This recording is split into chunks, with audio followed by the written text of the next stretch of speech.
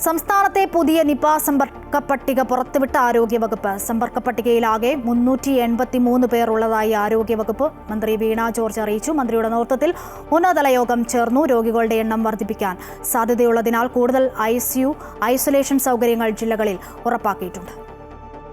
സംസ്ഥാനത്ത് നിപ സമ്പർക്ക പട്ടികയിലുള്ള 425 പേരിൽ മലപ്പുറത്ത് 228 പേരും പാലക്കാട് 110 പേരും കോഴിക്കോട് 87 പേരുമാണുള്ളത്.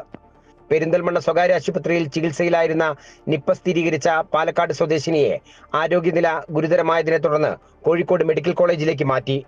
നിപ ബാധിച്ച് ചികിത്സയിൽ കഴിയുന്ന പാലക്കാട് സ്വദേശിനിയായ 38 വയസ്സുകാരിയുടെ മകനും പനി ബാധിച്ചിട്ടുണ്ട്. കോഴിക്കോട് മെഡിക്കൽ കോളേജ് ആശുപത്രിയിൽ പ്രവേശിപ്പിച്ച യുവതിയുടെ 12 വയസ്സുകാരനായ മകനെ മണ്ണാർക്കാട്ടെ ആശുപത്രിയിലും പ്രവേശിപ്പിച്ചു. അതേസമയം യുവതിയുടെ ബന്ധുവായ പനി ബാധിച്ച 10 വയസ്സുകാരൻ മഞ്ചേരി മെഡിക്കൽ കോളേജിൽ ചികിത്സയിൽ തുടരുകയാണ്. നിപ ബാധിച്ച യുവതിയുടെ ഭർത്തൃ സഹോദരന്റെ 4 മക്കളുടെയും യുവതിയുടെ തന്നെ ഒരു മകന്റെയും സാമ്പിൾ പരിശോധനാ ഫലം നെഗറ്റീവായത് ആശ്വാസമായി. മലപ്പുറത്ത് 12 പേരാണ് ചികിത്സയിലുള്ളത്.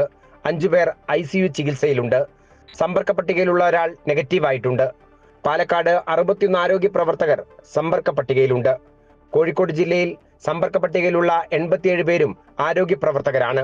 പാലക്കാട് സമ്പർക്ക പട്ടികയിലുള്ളവരെ അവിടെ തന്നെ ഐസൊലേറ്റ് ചെയ്യാനാണ് തീരുമാനം. നിപ സ്ഥിരീകരിച്ച പാലക്കാട്ടെയും മലപ്പുറത്തെയും വ്യക്തികളുടെ റൂട്ട് മാപ്പ് പ്രസിദ്ധീകരിച്ചിട്ടുണ്ട്. അമൃത ന്യൂസ്, കോഴിക്കോട്.